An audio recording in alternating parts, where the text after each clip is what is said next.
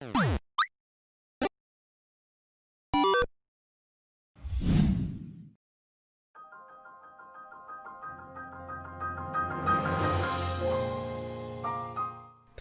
and welcome to another Source Gaming discussion. I am your host Nantenjex, and joining me today is Tris.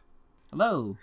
And we're here to talk about something very exciting, because Nintendo has kind of done its usual 2020 routine of completely shadow dropping something for all of us to see. Literally 2 months out. Random day on Twitter. But unlike all of the prior things, this has had no rumor or leak behind it. No Which was prior so build refreshing. No, there's nothing about this, and it's Hyrule Warriors, which I don't know if you know, is a massive deal for both myself and Tris. Very much so. We're both incredibly huge fans of the first Hyrule Warriors. I myself put 400 hours into that game and got every character up to their max level. Version? The Wii U version. But which version? The Wii U version. Yeah.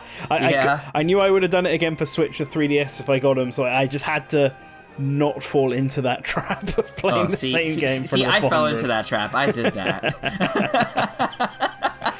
See, at least you got all the extra content and stuff to play. I was doing the same missions over and over again with the DLC characters.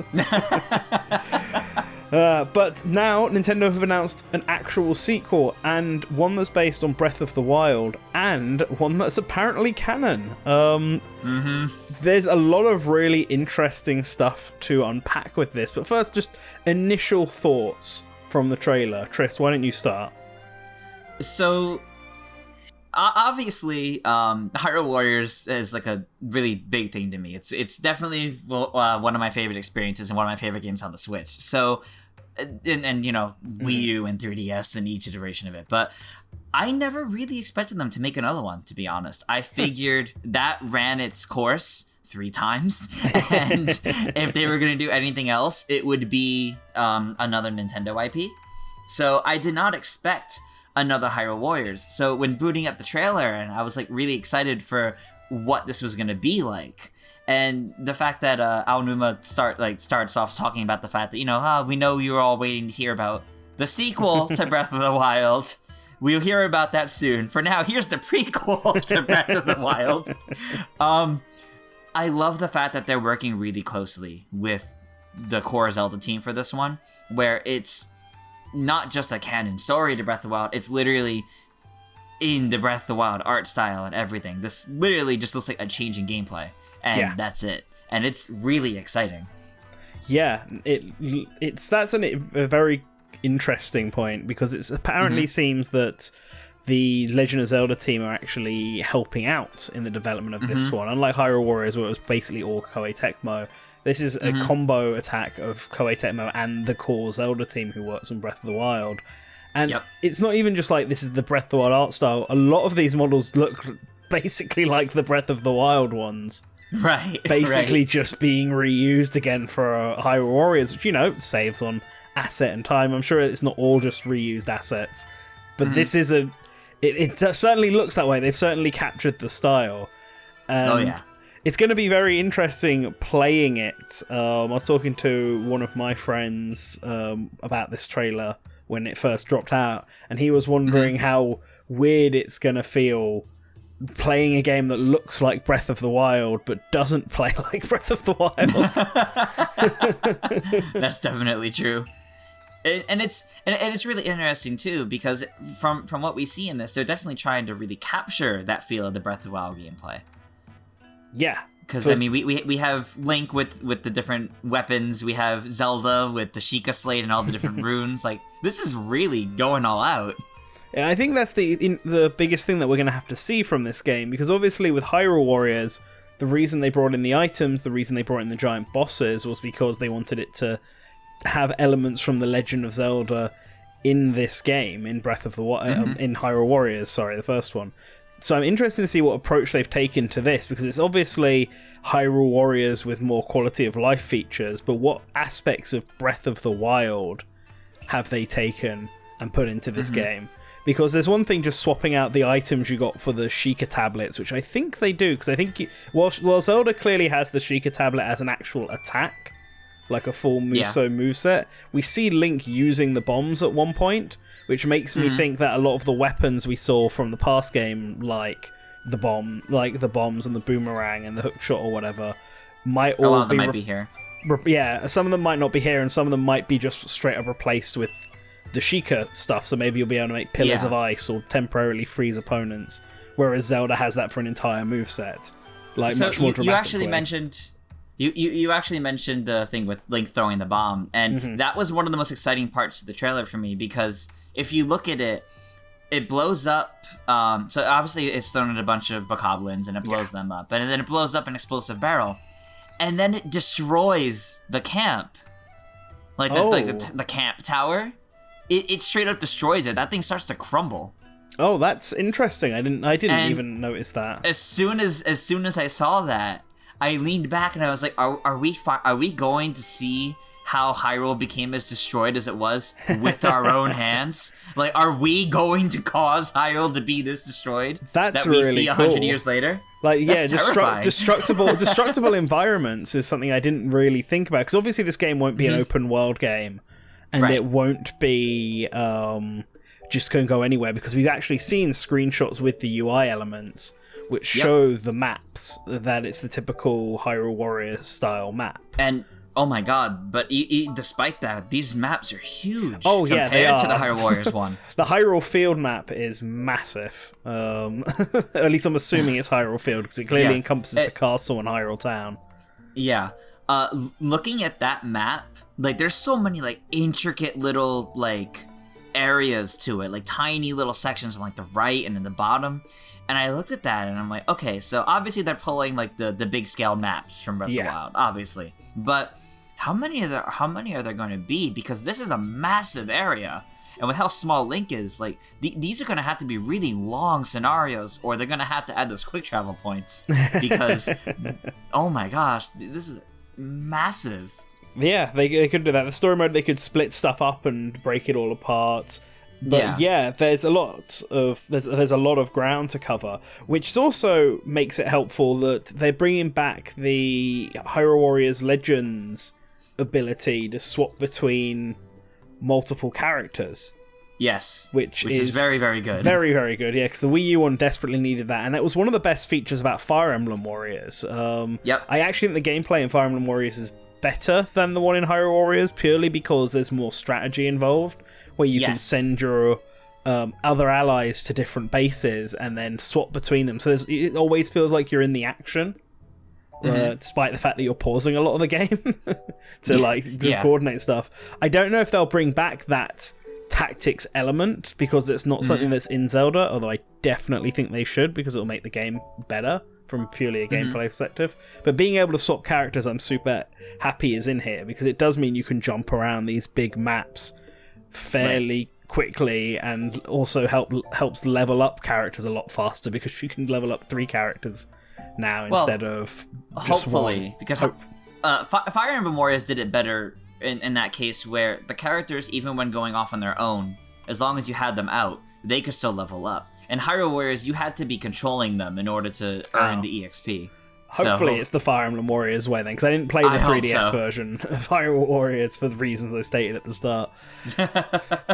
But I'd like it to be more like the Fire Emblem one. But still, the ability to swap through characters is pretty cool. It allows you to pick out your own sort of loadout for the army and travel across these big maps much faster. But the destroyable environments point, it would be really cool, because we've seen stuff like Hyrule Town where all the buildings are, like, completely in ruin.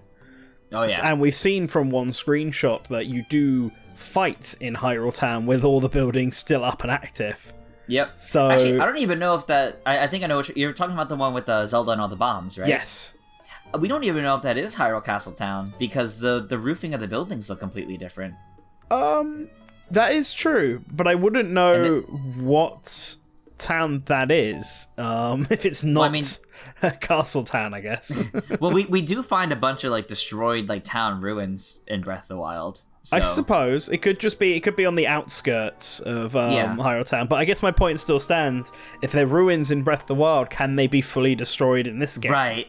Right. That's it makes for a really interesting question too. Yeah. And especially in the that town that we mentioned, there's another one of those explosive barrels there, which is exactly what was used in the trailer to destroy that camp. So, Exactly. It's a little worrisome. Well, I'm hoping that if you can destroy these buildings, that like in environments and stuff, they actually do have a purpose other than purely aesthetic stuff. Like, if you destroy a building, can it collapse and destroy a whole bunch of enemies below it? It wouldn't be much different from you just blowing them up anyway, or performing a Musa cutscene as you go through enemies like butter in these games. But it's the fact that it would have an effect. You know, enemies just wouldn't just fade through enemies when it becomes a destroyed object. There's little details like that I'd like to see. But yeah, and it also really sells the war aspect of all this even more, I think, where, you know, everything's getting like massively destroyed and it's dangerous, and that's what you learned happened in Breath of the Wild but didn't get to experience. So to really throw you into all of that, it's incredibly fascinating. Yeah, and on the topic of the war stuff, this is something that is in one of the screenshots only. And I think it's seen in cutscenes in the game, but I'm wondering if it's actually a mechanic. There are like cannons around. There are like cannons in a line that have clearly seemed to have just fired off, because you can see the smoke in the distance, and smoke coming from one of the cannonballs.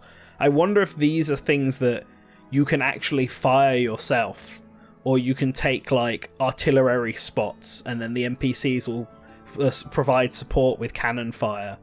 Or something from a distance. I could definitely see that. I think that would be interesting. I don't know if you'd be able to fire them yourself, but I do think you'll get the support of, you know, if you can free them up for your army to take control of. Yeah, like stuff like that, like setting up, taking, because it's one thing just taking over forts, but if you could take over barricades or artillery positions or stuff like that, it would make it feel much more like a war, and would also make it the soldiers feel like they're doing a lot more. It would also benefit the incredibly huge maps again. Because you could be covering much more ground by having the soldiers with big, wide-ranging attacks like that. Definitely. And on that point, actually, one of the other things that interested me most in the trailer is a scene where we see Daruk fighting a Hinox. And on one hand, that's just kind of whatever, it's just Daruk fighting. But what's really interesting about that is it's at the Akkala Citadel, which is in, like, complete ruins in the future, and like completely overtaken by the Guardian Skywatchers and Malice. Okay, I'm trying to remember what the Akkala Citadel. It's like. It was like a military base that had the Tower of Akkala came out of it, so it was at the very top of it all. Okay. It was one of the hardest towers to get to in the game. Right. Oh yeah. I've just looked up where it's. Lore, sorry. It's alright. I've just looked up where it is on the map, and yeah, okay, I remember this now. Yeah. That's pretty interesting one. Seeing stuff like this, so stuff that is obviously flat and ruined and all that as actual locations.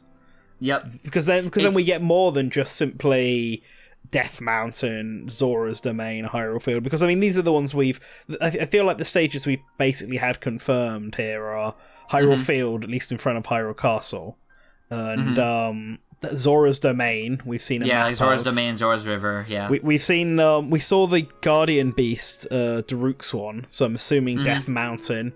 Gerudo Village is. We've seen them fighting the Yiga there, and I think we've seen Gerudo Valley as well. At one point, at least, you know, that valley that builds up to Gerudo Desert. Yeah. And then Hyrule Castle itself seems to have. It might just be cutscenes for that, but I could imagine actual Hyrule Castle that's big enough to be a map of its own, to be honest. It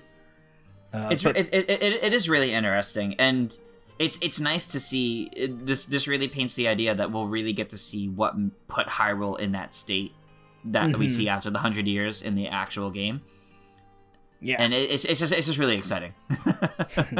Let's talk about the creatures that put it into that state, because obviously all of the mobs and enemies in this are from Breath of the Wild. But when I say all of them, it does seem to be all of them. We've got Bokoblins, Moblins, Lizalfos, Wizrobes, even Choo-Choos. Everything seems to be here, and it makes me wonder. It makes me wonder two things. One, are the bosses back?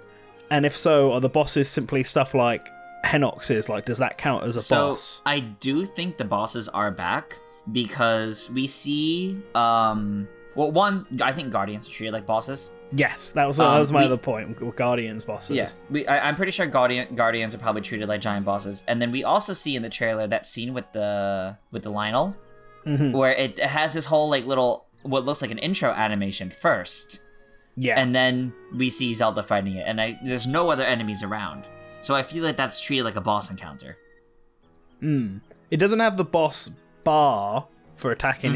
If it feels very different from the bosses of Hyrule Warriors 1, because obviously those ones required the specific item to take down. Right. Whereas at least in the Lionel fight, it didn't feel that way, because Zelda literally freezes it with what I'm assuming is her super attack. Well, I think she just uses, I don't know why, but I think she just uses the stasis rune on it. We see in some screenshots she's using it on normal enemies too, so it's probably one of her attack combos to like be able to freeze enemies in place temporarily. Okay, I think the fact that it actually works on the Lionel makes me not think it's a boss, but then they could also be just changing up how bosses work. Like, rather than bosses, they just could be powerful enemies. And that's it, unless they bring back the Ganon Blights as bosses, but those could also potentially be characters, I suppose, which is something we can get into in a second, because on the topic of Guardians, obviously we see Link fighting a Guardian in a screenshot, but at the same point, obviously Breath of the Wild used the colours to tell you what side everything was on. You had blue for the heroes and red for the Ganon, and we see Daruk's Guardian with blue over it instead of red, which implies that it hasn't been taken over yet. It's still on Daruk's control.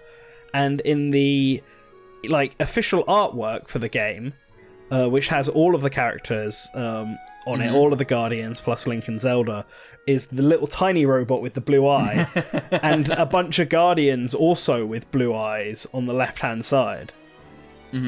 Which does make me wonder whether or not the Guardians can also be on your side as well during combat, because obviously they originally were meant to be on the side of Link and friends, but now they're on the... But then they get taken over by Calamity Ganon, so I wonder if that's something we'll see in-game, like maybe they start as being on your side and then Ganon takes them over, or maybe that's something that can actually happen in gameplay. Like, there's Calamity spots about or something, and if a Guardian gets infected by it, it will turn on you, kind of deal. That would be really interesting, and I definitely think we'll have the Guardians on our side at first, but I don't think right away, because the way the trailer opens up, it really shows like Link is just a soldier at first. So I think this is actually going to be even more of an origin story than what the memories in Breath of the Wild were. We're going to see everyone come together for the first time. Link officially get the Master Sword the first time. Them discover the Guardians and the Divine Beast and things like that. Yeah, I was wondering where this was going to take place in in the timeline, because obviously it's a prequel, but we obviously saw the build-up towards the Calamity Ganon, and in this trailer we see the rise of Calamity Ganon, so it must cover everything after the memories, after Link and Zelda go to the thingy. But at the same time, you're right, we see Link in his night outfit, and we also see Zelda in her regular blue outfit, which she shouldn't be wearing if it was just that time after. So I feel like you're right, it probably covers why these four in particular plus Link all get chosen. Yeah, I think so. Their specific roles, especially because Link doesn't have the Master Sword when he's in his knight form, whereas he obviously does on the artwork and does when he's the hero. I think he has the Master Sword in all the memories in Breath of the Wild. Yep. So yeah, I think you're right, 100% right. Actually, I think it must be building up and explaining all of the origin stories for all of them and how they joined. And I think what's most tragic about that is we know how this game ends. We know. This, I mean, the trailer even like teases that. There's a whole section where we see, there's this whole section in the trailer where we see Link looks like he's getting overpowered by some electrical weapon. Then Urbosa collapses. Mipha looks shocked. Daruk looks like he's getting overpowered, and Revali just straight up gets shot by a beam. We even see like feathers falling off of him, like he's hit by that. And of course there's the final scene of the trailer where Zelda's crying with her hand out, which I would imagine is probably the scene where she seals Calamity Ganon away, which is which will probably be the end of this game. Yeah, it's jarring because it's one of those. I wonder how they're gonna go with satisfying gameplay where like you cleared the whole scenario. Oops, this one enemy came up and slaughtered you anyway. Well, we saw the scene where Link and stuff got defeated. It's gonna be a clear case of being overpowered, but I do wonder how we'll do it. I wonder if we'll get to play out the individual battles of each 4 champions before they fall. And maybe it has something to do with the new character, who I'm just going to call Guardy, because someone's recommended I do on Twitter, and I like it. It's the tiny Guardian, this little white egg of a boy who is up here with all of the other heroes, who I'm going to guess is the Lana of this game, the original character on the hero side. Right. Maybe this is like the first Guardian Zelda finds. Maybe it becomes like a little pet for her. Yeah, it's the one she used the research to discover figure out the rest of the Guardians, and it's just like on her side as a little pet, and you can run around and shoot laser beams and stuff. And I expect it to have a tragic end. That's gonna be really tragic. Yeah, it's gonna be really tragic if it also gets corrupted by Ganon and she has to fight it. Well, here's a fun little twist of an idea I've got. What if this little guy actually survives and is deactivated?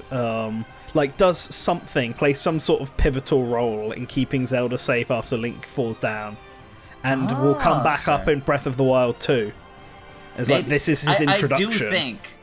I do think the reason why they're making this is because something of it is going to be key and relevant in 2. Yeah. And I think we're going to see that in this. Yeah. And it could be the little Guardian. Who knows? Yeah, I think it probably is, and just fleshing out these characters that a lot of people like, because they are really popular, and we don't get to see much of them considering we all know they die. So it would feel weird to have them in the sequel too after the ending they get in the end of Breath of the Wild. So to do this to flesh them out more is, in my opinion, the best way to go about it. Yeah, agreed. This is much better way of handling it. And let's talk about the characters a bit more. So we've obviously got the confirmed characters being Link, Zelda, and the 4 Guardians, Urbosa, Mipha, Rivali, and Daruk, who all fight with their signature weapons. And we're assuming the Guardy the Guardian is also a playable character because he's amongst that little cast, and it would fit just like Lana's role. But we've also seen a Sheikah appear, not a generic looking Sheikah either, appear alongside Link and Zelda, who I'm going to assume is a young version of Impa, because it does kind of look like Pyre from the back. Yeah, but it definitely seems like... It definitely seems like this version, or this younger version of Impa, because in one of the scenes, because she's in 2 scenes. Okay. One of the scenes we see her in, she has the hat, like, on the back of her head, and it's the same hat that she wears as a small old lady. Okay, I don't think I need to look out for that scene then when I rewatch the trailer, because I haven't seen that. I've seen her crouching down in front of the king, but that's the one where the hat's like tied to the back of her head. Oh, okay. I must have just overlooked the other scene is actually just before that. I'll have it displayed on screen when we have it in the discussion. Right. But it's literally only like 2 frames that you can see her in. But it's before the big zoom out to like Hyrule Castle in all the Calamity. You see Link, Zelda, and Impa looking up at Hyrule Castle as they're like, I think, trying to escape it. Oh, okay. And that makes sense. Well, I like that. I like that we get to see Impa like this. But it also it also makes me wonder if we'll see other characters like Purah and Robbie, who Robbie's obviously old and Purah's obviously young, but she's not meant to be because she's original. That was science that did that. She's Impa's older sister. Exactly. So. But it makes me think that we'll see both of them older, like in their youth or older in Purah's case. We may not get them as playable characters. As playable.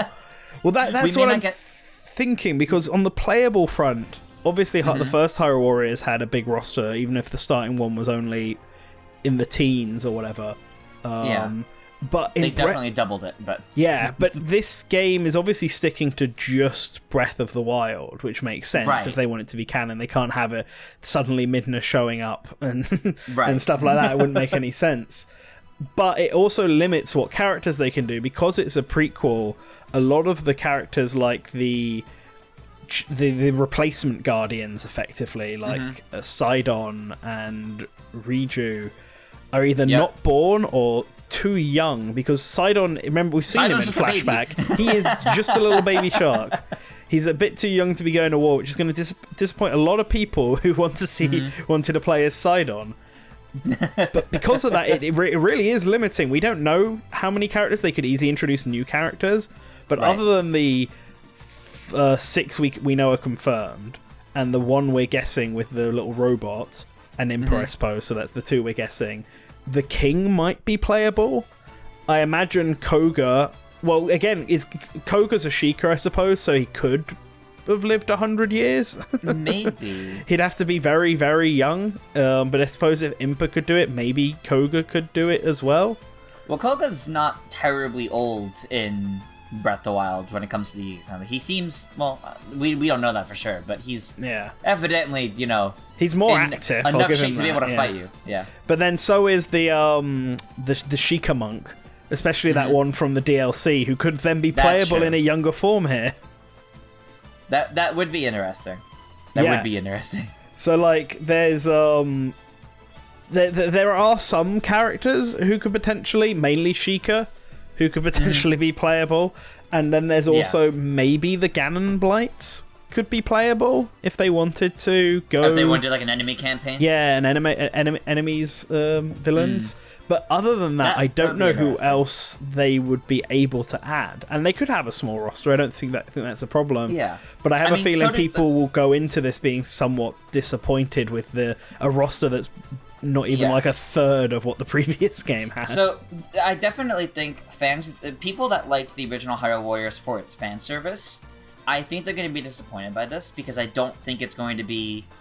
what that game was, of big roster representing all the games. This is very clearly focusing on Breath of the Wild, and to me this stands more like Persona 5 Scramble, which is a canon that was a canon sequel with no side content. That was just story. It only had the Phantom Thieves playable and had a couple original characters, but it was a small roster in comparison.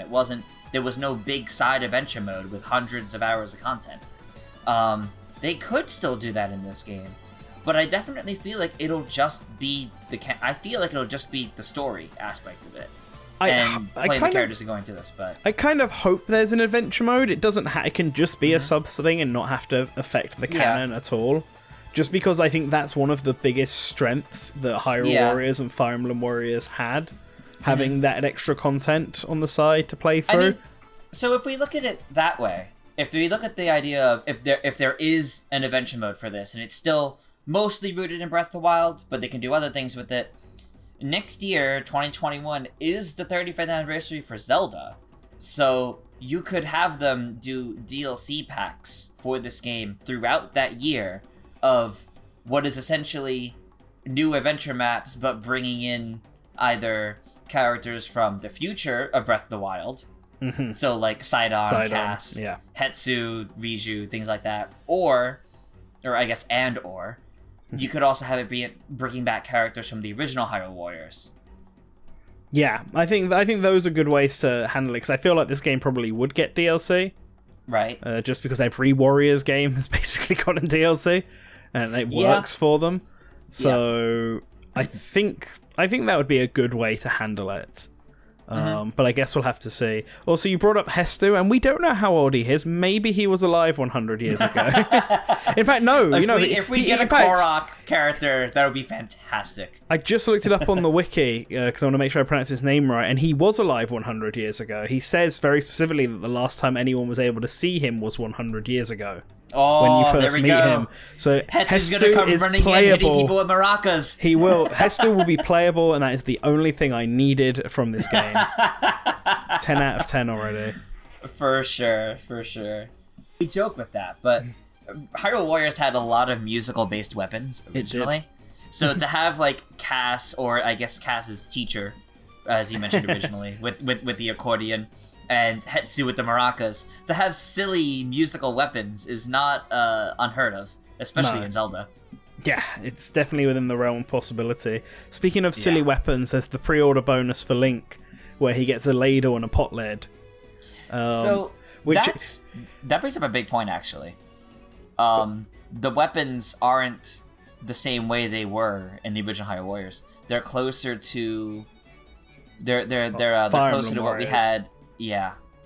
Well, we don't know if we necessarily know that. I mean, the Potlid and Ladle is basically just a skin for the sword and shield.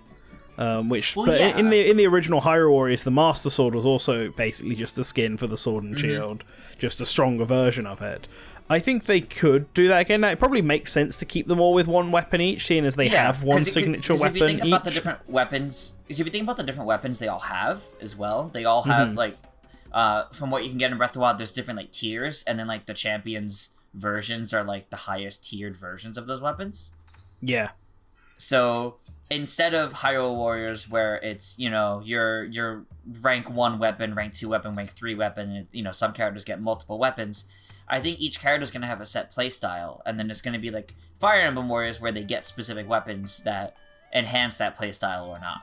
So Link, starting with he has a whole soldier kit, so we have the soldier's broadsword, and then maybe you can get the ladle, or you can get maybe a claymore or something, or some other broadswords that play the same way, ending with the master sword. Yeah, I think that makes sense. I think they mentioned there was crafting in this game, and I joked about this with my friend, but what if the weapon durability comes back? Oh no. What do you do if your weapon just breaks in the middle of battle? Better bring more weapons with you. Take the enemy's weapons or rob it from an ally soldier. Jeez. No, I don't think they'll bring weapon durability back, but I think that does lead more credence to the idea that everyone will have one specific weapon type. And then you'll just be able to get different versions of it, like a flame version or an ice version or whatever, based on the ones that were already in Breath of the Wild. Yeah. I want to bring special focus to the pot and ladle again.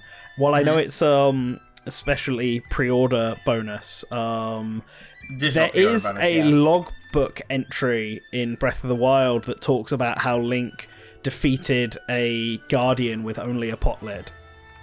Yeah, it's like one of Daruk's journals or something like that, isn't it? Or it's one of the things that sort of impressed him to the king.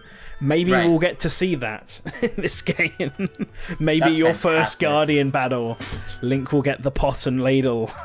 And just get to take it out. Man. I would love that. I would absolutely love that. At the same time, it would be really funny trying to fight the final boss of this game with the pot lid and ladle instead of the Master Sword. No wonder why everything failed. Speedrunners have done it with basically nothing but Link in his underwear and a stick, so anything is possible. Yep. Although I think you'll fight Calamity Ganon as Zelda as the final boss, since it's considering Zelda and Guardy the Guardian. So. My new headcanon.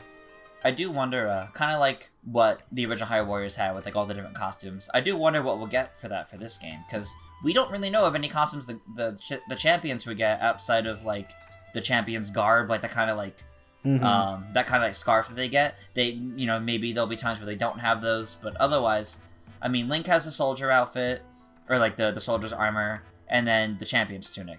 And Zelda has her regal dress, her normal blue outfit she walks around in, and the goddess dress. Yes. Maybe she can pick all those, but do you get to play as all of these? Do you get to unlock these different costumes? It's definitely interesting to look into. Yeah, no, I'm interested in seeing what costumes everyone will get. I mean, Link could literally have any of the costumes from Breath of the Wild. Adding Dancer Link just for the fan service. Can see it happening. And he's got to wear something to fight in Gerudo Village. He's got to be respectful. That's true. But I think it'll be fun, and they're evidently going to keep giving us info on this game. I mean, not the one with Aonuma, but the actual announcement trailer says we'll next get our info on September 26th. Yes, which is I'm super interested in. That's what I like about Hyrule Warriors. They announce basically a new character every month, and seeing as they've only got 2 months to do this, I hope the next trailer reveals the next 2 sets of characters, actually gives us our first proper look at Impa and how she would play, and gives us our look at Guardy and how he plays. I actually think that would be great. I do think though, because I was curious why it was the 26th, so I looked at it. That's Tokyo Game Show. That's when Koei Tecmo has their reserved slot for Tokyo Game Show. Oh, okay. And they originally it said they had 2 unannounced games. We knew what one of them was, and now we know the second unannounced game is Hyrule Warriors. So Nice. I don't think it'll be a new trailer. I think we'll get like actual gameplay, and they'll be talking about it because it's a Okay. stream. Yeah, I think we'll get a I think proper that like makes first sense. look at what like a scenario in the game looks like. Nice. That'll be good then. I'm looking forward to that. I'll have to make sure I Mm-hmm. figure out what time that is so I can watch it. But I'm hopefully they do show off new characters in that anyway. I mean, if they do pick a scenario, even if they're not playing as them, we might see Impa just running around and stuff, similar to the first reveal trailer they did for the first Hyrule Warriors, where we saw that beta version of Lana running around Yep, that's true. and stuff. So There's definitely a lot they can do here. And as you mentioned, it comes out in 2 months, but there's a lot they can do to expand the longevity, like we mentioned, of potential DLC or whatnot. And I think it really comes down to, is this just the story, or are they really going to go all out like the original Hyrule Warriors with extra content? And it's exciting to speculate about, honestly. it really is. I'm super excited for this, and can't wait until we get to see more info about it. We'll see how many hours I end up putting into this one, and what quality of life improvements they make over the other one. But Breath of the Wild was great. Hyrule Warriors was great. I have no doubt this is going to be great. Oh yeah. All right. Any last thoughts then before we wrap this up? I think the only other thing I really have in mind is just I'm really gonna be like fine-tooth comb going through this to figure out, like, as we get the game, what from this is going to be in Breath of the Wild 2. You mentioned like the little guardian thing, but like they're putting all this into it. There has to be, in my opinion, there has to be something from this that is going to play a big role in Breath of the Wild 2. That is why they're going through with this. Maybe we'll actually see dehydrated Ganondorf in this, as like in some form. Maybe this is how they found out about, or at least how Zelda found out about him. Oh no! Like maybe this is it. Maybe this is the build up to why Zelda and Link are going to where they're going in the sequel. We'll have to find out. But I agree with you. I think we'll get some hints towards stuff in Breath of the Wild too, even if we don't realize that's what they are. So I do have one thing I noted, actually. I was just looking through the website, and the depiction of Link on this website show, because this website's kind of stylized like almost like the Sheikah scrolls from nice. Breath of the Wild. Like it's stylized like basically the story that Impa tells you about the ancient war, what happened 10,000 years ago. This depiction of Link does not look like that depiction of the ancient hero from 10,000 years ago. No, well, that's only 100 years ago, that's why. Well, yes, but it's a matter of, now that we have a version of Link in that art style, looks very different. Where? Interestingly enough. Oh, is that the one at the very bottom? Yeah, the one at the very bottom, where he actually, like, it clearly looks like Link, whereas the one in Impa's story in Breath of the Wild, everyone used to talk about, it has red hair, it looks more like Ganon. Yeah, that is interesting. Yeah, it doesn't look like him. I still think that one is Ganon. I think that's who the dehydrated person is. But that's guess that's for the next game to talk about Breath of the Wild 2, which we'll hopefully hear more about next year. Hopefully. All right. Well then, let's wrap this up now. So thank you everybody for listening in. Let us know your thoughts, theories, hopes, desires for Hyrule Warriors 2. Like Hyrule Warriors Age of Calamity. Let us know if you're interested or not. Hit that like, subscribe. All the patrons are on screen right now. All the $5 up ones. If you want to be a part of this list or see our stuff early, then you can sign up on Patreon down below. You can keep up with all of the Hyrule Warriors content then on Source Gaming, so make sure you always return to the source.